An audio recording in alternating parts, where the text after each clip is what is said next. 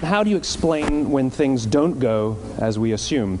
Or better, how do you explain when others are able to achieve things that seem to defy all of the assumptions? For example, why is Apple so innovative?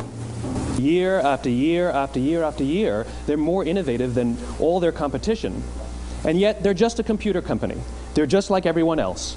They have the same access to the same talent, the same agencies, the same consultants, the same media. Then why is it that they seem to have something different? Why is it that Martin Luther King led the civil rights movement? He wasn't the only man who suffered in a pre-civil rights America, and he certainly wasn't the only great orator of the day. Why him?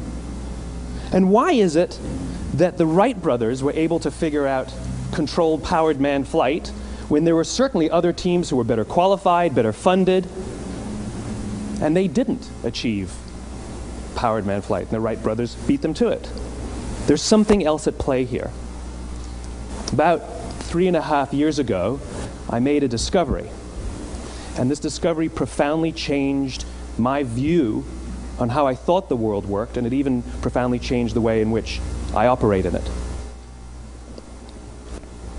As it turns out, there's a pattern. As it turns out, all the great and inspiring leaders and organizations in the world, whether it's Apple or Martin Luther King or the Wright brothers, they all think, act, and communicate the exact same way, and it's the complete opposite to everyone else. All I did was codify it. And it's probably the world's simplest idea. I call it the golden circle.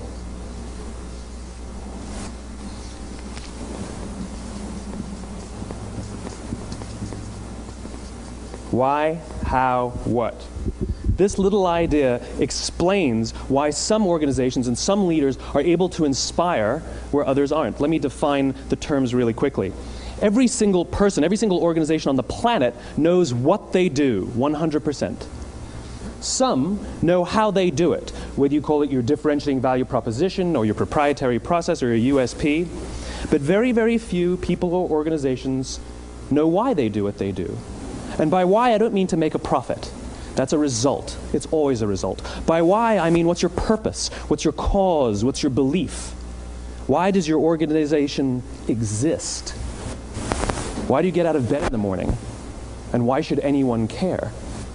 Well, as a result, the way we think, the way we act, the way we communicate is from the outside in. It's obvious. We go from the clearest thing to the fuzziest thing. But the inspired leaders and the inspired organizations, regardless of their size, regardless of their industry, all think, act, and communicate from the inside out. Let me give you an example. I use Apple because they're easy to understand and everybody gets it. If Apple were like everyone else, a marketing message from them might sound like this. We make great computers. They're beautifully designed, simple to use, and user-friendly. Want to buy one? Meh. And that's how most of us communicate. That's how most marketing is done, that's how most sales is done, and that's how most of us communicate interpersonally. We say what we do, we say how we're different or how we're better, and we expect some sort of behavior, a purchase, a vote, something like that. Here's our new law firm. We have the best lawyers with the biggest clients. We have, we always perform for our clients, do business with us. Here's our new car. It gets great gas mileage. It has, leather seats. Buy our car. But it's uninspiring. Here's how Apple actually communicates. Everything we do, we believe in challenging the status quo. We believe in thinking differently. The way we challenge the status quo is by making our products beautifully designed, simple to use, and user-friendly. We just happen to make great computers. Want to buy one? Totally different, right? You're ready to buy a computer from me.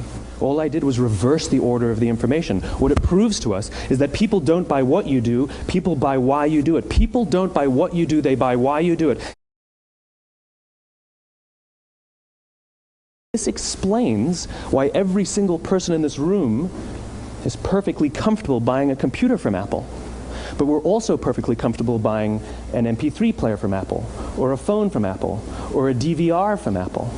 But as I said before, Apple's just a computer company. There's nothing that distinguishes them structurally from any of their competitors. Their competitors are all equally qualified to make all of these products. In fact, they tried. A few years ago, Gateway came out with flat-screen TVs. They're eminently qualified to make flat-screen TVs. They've been making flat-screen monitors for years. Nobody bought one. And Dell came out with MP3 players and PDAs. And they make great quality products, and they can make perfectly well-designed products, and nobody bought one. In fact, talking about it now, we can't even imagine buying an MP3 player from Dell. Why would you buy an MP3 player from a computer company? But we do it every day. People don't buy what you do, they buy why you do it. The goal is not to do business with everybody who needs what you have. The goal is to do business with people who believe what you believe. Here's the best part. None of what I'm telling you is my opinion. It's all grounded in the tenets of biology, not psychology, biology. If you look at a cross-section of the human brain, looking from the top down, what you see is the human brain is actually broken into three major components that correlate perfectly with the golden circle. Our newest brain, our Homo sapien brain, our neocortex, corresponds with the what level. The neocortex is responsible for all of our rational and analytical thought and language. The middle two sections make up our limbic brains, and our limbic brains are responsible for all of our feelings, like trust and loyalty. It's also responsible for all human behavior, all decision-making, and it has no capacity for language. In other words, when we communicate from the outside in, yes, people can understand vast amounts of complicated information like features and benefits and facts and figures. It just doesn't drive behavior. When we communicate from the inside out, we're talking directly to the part of the brain that controls behavior, and then we allow people to rationalize it with the tangible things we say and do. This is where gut decisions come from. You know, sometimes you can give somebody all the facts and your figures, and they say, I know what all the facts and details say, but it just doesn't feel right. Why would we use that verb? It doesn't feel right. Because the part of the brain that controls decision-making doesn't control language. And the best we can muster up is, I don't know, it just doesn't feel right. Or sometimes you say you're leading with your heart, or you're leading with your soul. Well, I hate to break it to you, those aren't other body parts controlling your behavior. It's all happening here in your limbic brain, the part of the brain that controls decision-making and not language. But if you don't know why you do what you do, and people respond to why you do what you do, then how will you ever get people to vote for you or buy something from you, or more importantly, be loyal and want to be a part of what it is that you do? Again, the goal is not just to sell people who need what you have. The goal is to sell to people who believe what you believe. The goal is not just to hire people who need a job. It's to hire people who believe what you believe. I always say that, you know, there's, if you hire people just because they can do a job, they'll work for your money. But if you hire people who believe what you believe, they work for you with blood and sweat and tears. And nowhere else is there a better example of this than with the Wright brothers. Most people don't know about Samuel Pierpont Langley. And back in the early 20th century, the pursuit of powered man flight was like the dot-com of the day. Everybody was trying it. And Samuel Pierpont Langley had what we assume to be the recipe for success. I mean, even now, when you ask people, why did your product or why did your company fail? And people always give you the same permutation of the same three things. Undercapitalized, the wrong people, bad market conditions. It's always the same three things. So let's explore that. Samuel Pierpont Langley was given $50,000 by the War Department to figure out this flying machine. Money was no problem. He held a seat at Harvard and worked at the Smithsonian and was extremely well connected. He knew all the big minds of the day.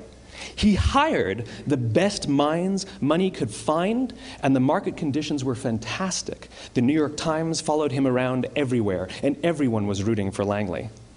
And how come we've never heard of Samuel Pierpont Langley? A few hundred miles away in Dayton, Ohio, Orville and Wilbur Wright. They had none of what we consider to be the recipe for success. They had no money. They paid for their dream with the proceeds from their bicycle shop.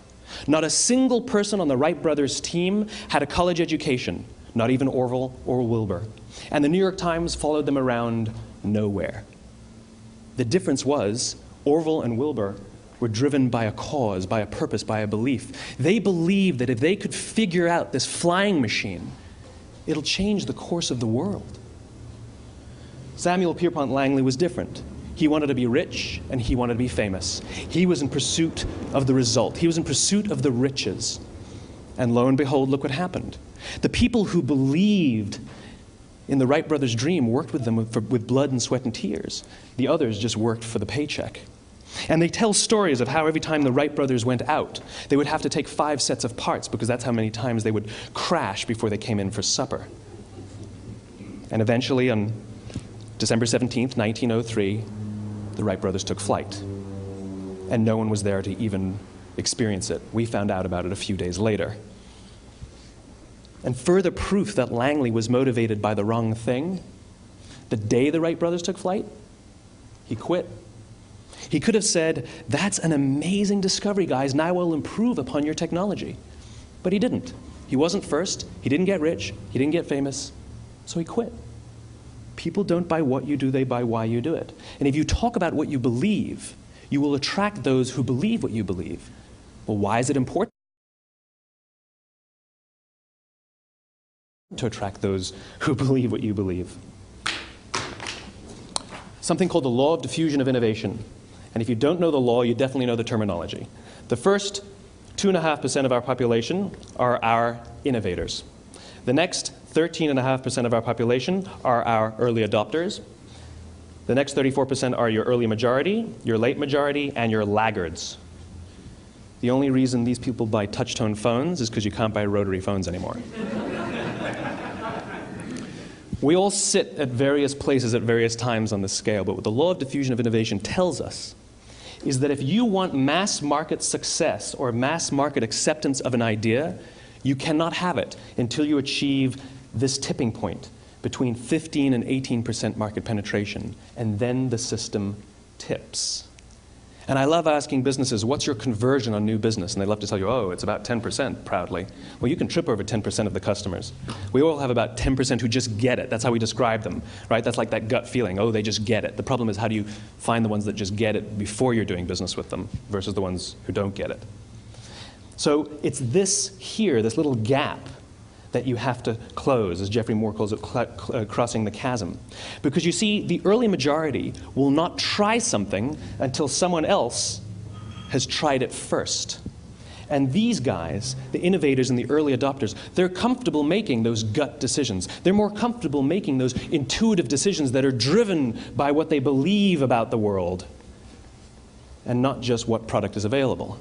These are the people who stood online for 6 hours to buy an iPhone when they first came out, when you could have just walked into the store the next week and bought one off the shelf. These are the people who spent $40,000 on flat-screen TVs when they first came out, even though the technology was substandard.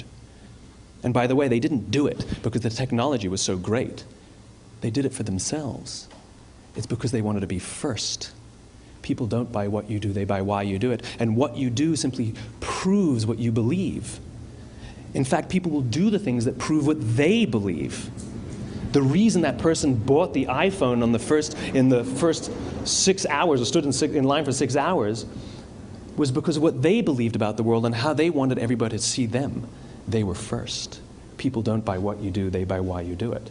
So let me give you a famous example, a famous failure and a famous success of the law of diffusion of innovation. First, the famous failure. It's a commercial example. As we said before a second ago, the recipe for success is money and the right people and the right marketing conditions, right? You should have success then. Look at TiVo. From the time TiVo came out about 8 or 9 years ago to this current day, they are the single highest quality product on the market. Hands down, there is no dispute. They were extremely well funded. Market conditions were fantastic. I mean, we use TiVo as a verb. I TiVo stuff on my piece of junk Time Warner DVR all the time. But TiVo is a commercial failure. They've never made money. And when they went IPO, their stock was at about $30 or $40 and then plummeted, and it's never traded above 10. In fact, I don't think it's even traded above 6, except for a couple of little spikes. Because you see, when TiVo launched their product, they told us all what they had. They said, we have a product that pauses live TV, skips commercials, rewinds live TV, and memorizes your viewing habits without you even asking. And the cynical majority said, we don't believe you, we don't need it, we don't like it, you're scaring us.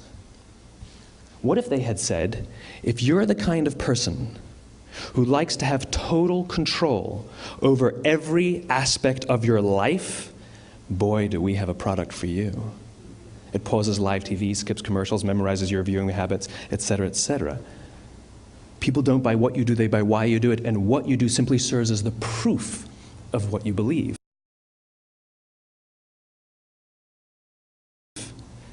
Let me give you a successful example of the law of diffusion of innovation. In the summer of 1963, 250,000 people showed up on the Mall in Washington to hear Dr. King speak. They sent out no invitations, and there was no website to check the date. How do you do that? Well, Dr. King wasn't the only man in America who was a great orator. He wasn't the only man in America who suffered in a pre-civil rights America. In fact, some of his ideas were bad. But he had a gift. He didn't go around telling people what needed to change in America. He went around and told people what he believed. I believe, I believe, I believe, he told people. And people who believed what he believed took his cause and they made it their own, and they told people. And some of those people created structures to get the word out to even more people. And lo and behold, 250,000 people showed up on the right day, on the right time to hear him speak. How many of them showed up for him? 0. They showed up for themselves. It's what they believed about America that got them to travel on a bus for 8 hours to stand in the sun in Washington in the middle of August. It's what they believed, and it wasn't about black versus white. 25% of the audience was white. Dr. King believed that there are 2 types of laws in this world, those that are made by a higher authority and those that are made by man. And not until all the laws that are made by man are consistent with the laws that are made by the higher authority will we live in a just world. It just so happens that the civil rights movement was the perfect thing to help him bring his cause to life. We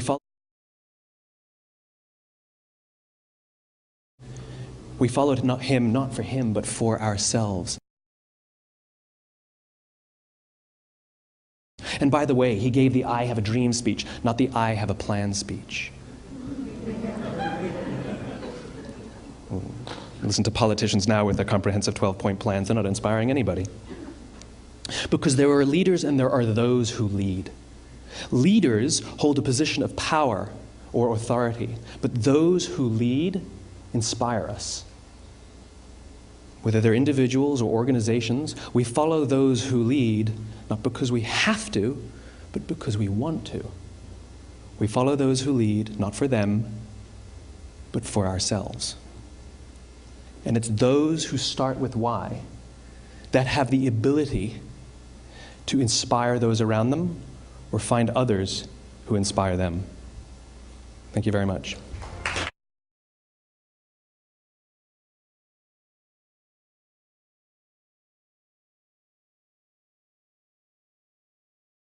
Really here to talk about is the how. Okay, so how exactly do we create this world-shattering, if you will, innovation? Now, I want to tell you a quick story. We'll go back a little more than a year. In fact, the date, I'm curious to know if any of you know what happened on this momentous date. It was February 3rd, 2008. Anyone remember what happened February 3rd, 2008? Super Bowl. I heard it over here. It was the date of the Super Bowl. And the reason that this date was so momentous is that what my colleagues John King and Haley Fisher-Wright and I noticed as we began to debrief various Super Bowl parties is that it seemed to us that across the United States, if you will, tribal councils had convened. And they had discussed things of great national importance, like do we like the Budweiser commercial? And do we like the nachos and who's going to win? But they also talked about which candidate they were going to support. And if you go back in time to February 3rd, it looked like Hillary Clinton was going to get the Democratic nomination, and there were even some polls that were saying she was going to go all the way. But when we talked to people, it appeared that a funnel effect had happened in these tribes all across the United States. Now, what's a tribe? Tribe is a group of about 20, so kind of more than a team, 20 to about 150 people. And it's within these tribes that all of our work gets done. But not just work, it's within these tribes that societies get built, that important things happen. And so as we surveyed the, if you will, representatives from various tribal councils that met, also known as Super Bowl parties, we sent the following email off to 40 newspaper editors the following day, February 4th. We posted it on our website. This was before Super Tuesday. We said the tribes that we're in are saying it's going to be Obama. Now, the reason we knew that was because we spent the previous 10 years studying tribes, studying these naturally occurring groups. All of you are members of tribes. In walking around at the break, many of you had met members of your tribe, and you were talking to them. And many of you were doing what great, if you will, tribal leaders do, which is to find someone who's a member of a tribe and to find someone else who's another member of a different tribe and make introductions. That's, in fact, what great tribal leaders do. So, here's the bottom line.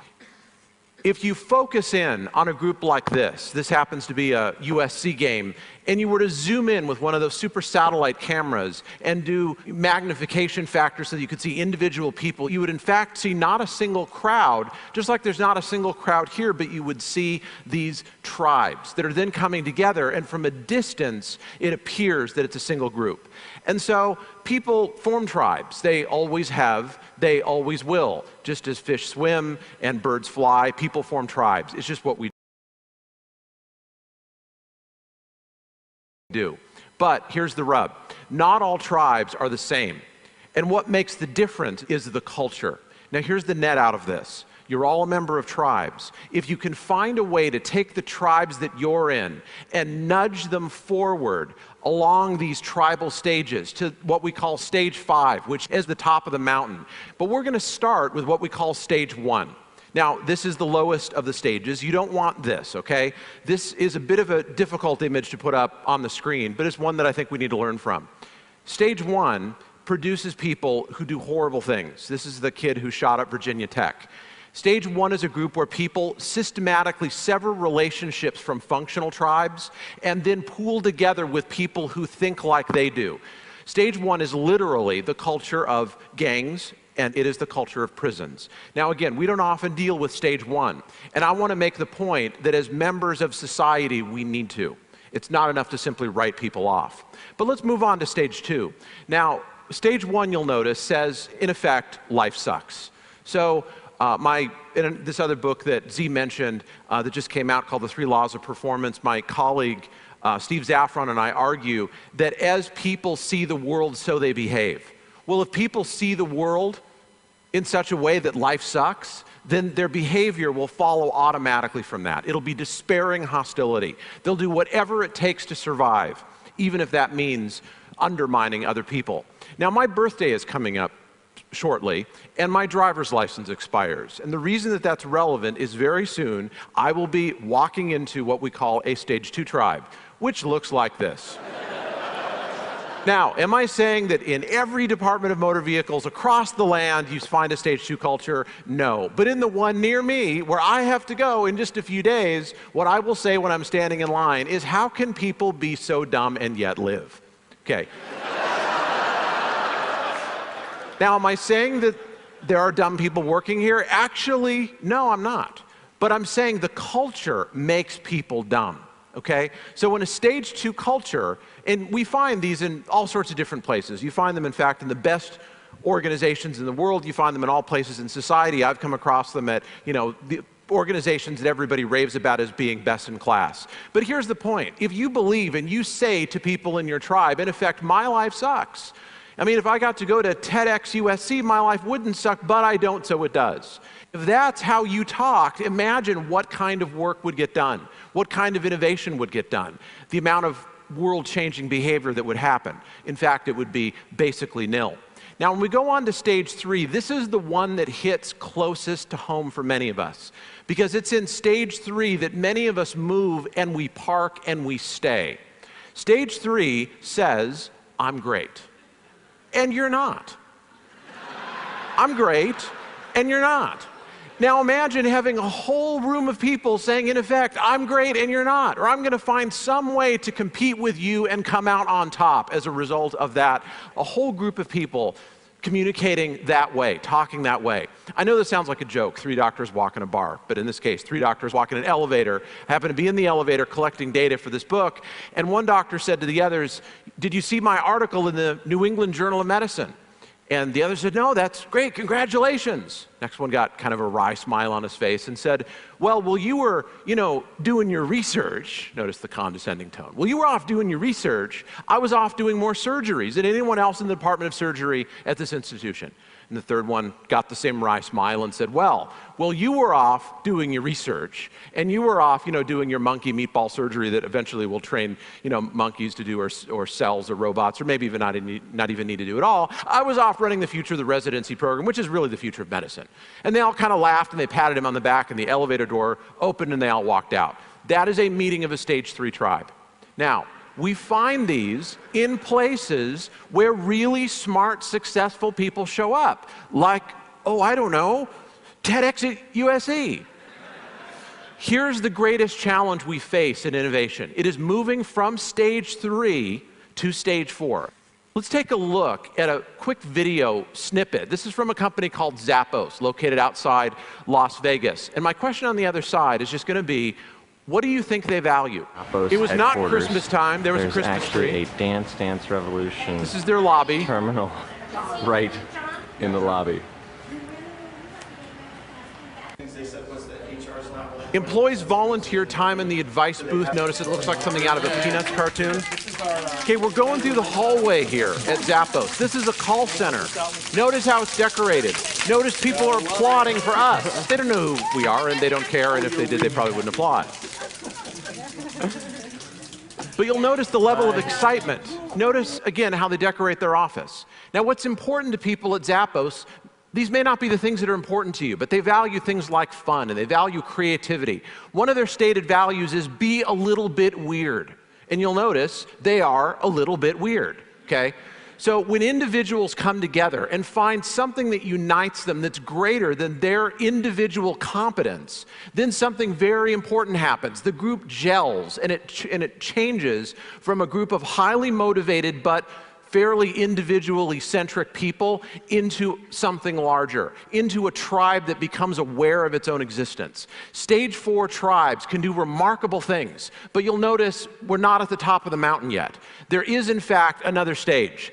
Now, some of you may not recognize the scene that's up here, and if you take a look at the headline of stage 5, which is "Life is Great," this may seem a little incongruous. This is a scene or a snippet from the Truth and Reconciliation process in South Africa, for which Desmond Tutu won the Nobel Prize.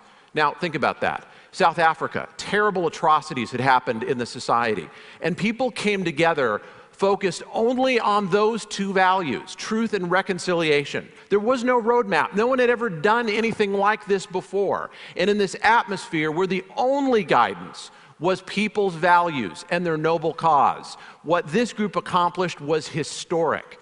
And people at the time feared that South Africa would end up going the way that Rwanda has gone, descending into one skirmish after another and a civil war that seems to have no end. In fact, South Africa has not gone down that road, largely because people like Desmond Tutu set up a stage 5 process to involve the thousands and perhaps millions of tribes in the country to bring everyone together. So people hear this and they conclude the following, as did we in doing the study. Okay, got it. I don't want to talk stage 1. That's like, life sucks. Who wants to talk that way? I don't want to talk like they do with the particular DMV that's close to where Dave lives. I really don't want to just say I'm great because that kind of sounds narcissistic and then I won't have any friends. Saying we're great, that sounds pretty good, but I should really talk stage 5, right? Life is great.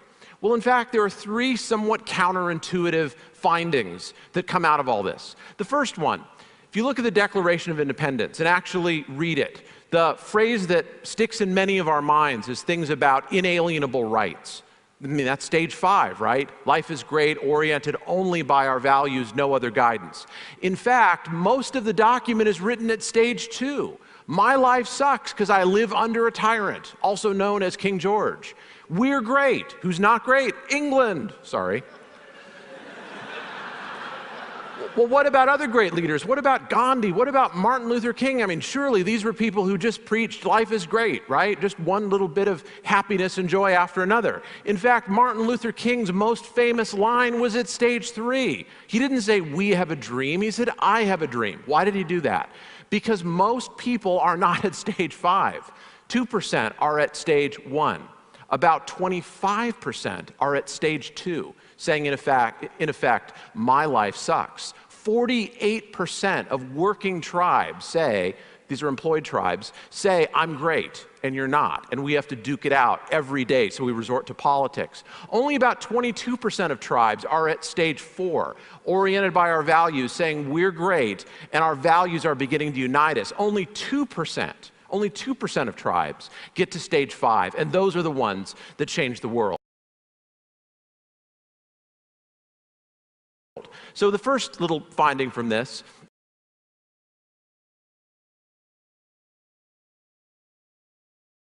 is that leaders need to be able to talk all the levels so that you can touch every person in society. But you don't leave them where you found them, okay? Tribes can only hear one level above and below where they are. So we have to have the ability to talk all the levels to go to where they are. And then leaders nudge people within their tribes to the next level. I'd like to show you some examples of this. One of the people we interviewed was Frank Jordan, former mayor of San Francisco. Before that, he was chief of police in San Francisco. And he grew up essentially in stage 1. And you know what changed his life? It was walking into one of these, a boys and girls club. Now, here's what happened to this person who eventually became mayor of San Francisco. He went from being alive and passionate at stage 1, remember, life sucks, despairing hostility, I will do whatever it takes to survive, to walking into a boys and girls club, folding his arms, sitting down in a chair and saying, wow, my life really sucks. I don't know anybody. I mean, if I was into boxing like they were, then my life wouldn't suck, but I don't, so it does. So I'm going to sit here in my chair and not do anything. In fact, that's progress. We move people from stage 1 to stage 2 by getting them in a new tribe and then over time, getting them connected. So what about moving from stage 3 to stage 4? I want to argue that we are doing that right here. TED represents a set of values. And as we unite around these values, something really interesting begins to emerge. If you want this experience to live on as something historic, then at the reception tonight, I'd like to encourage you to do something beyond what people normally do and call networking, which is not just to meet new people and extend your reach and extend your influence, but instead find someone you don't know and find someone else you don't know and introduce them. That's called a triadic relationship. See, people who build world-changing tribes do that. They extend the reach of their tribes by connecting them, not just to myself so that my following is greater, but I connect people who don't know each other to something greater than themselves. And ultimately, that's to their values. But we're not done yet, because then how do we go from stage 4, which is great, to stage 5? The story that I'd like to end with is this. It comes out of a place called the Gallup organization. You know, they do polls, right? So at stage 4, we're great. Who's not great? Pretty much everybody else who does polls. Okay, if Gallup releases a poll on the same day that NBC releases a poll, people pay attention to the Gallup poll. Okay, we understand that. So they were bored. They wanted to change the world. So here was the question someone asked. How could we, instead of just polling, you know, what Asia thinks or what the United States thinks or who thinks what about Obama versus McCain or something like that, what does the entire world think? And they found a way to do the first ever world poll. They had people involved who were Nobel laureates in economics, who reported being bored. And suddenly they pulled out sheets of paper and were trying to figure out, how do we survey the population of sub-Saharan Africa? How do we survey populations that don't have access to technology and speak languages we don't speak, and we don't know anyone who speaks those languages? Because in order to achieve on this great mission, we have to be able to do it. Incidentally, they did pull it off, and they released the first ever world poll. So I'd like to leave you with these thoughts. First of all, we all form tribes, all of us. You're in tribes here. Hopefully you're extending the reach of the tribes that you have. But the question on the table is this: what kind of an impact are the tribes that you are in making? You're hearing one presentation after another, often representing a group of people, a tribe, about how they have changed the world. If you do what we've talked about, you listen for how people actually communicate in the tribes that you're in, and you don't leave them where they are, you nudge them forward. You remember to talk all 5 culture stages because we got people in all 5 around us. Then the question I'd like to leave you with is this: will your tribes change the world? Thank you very much.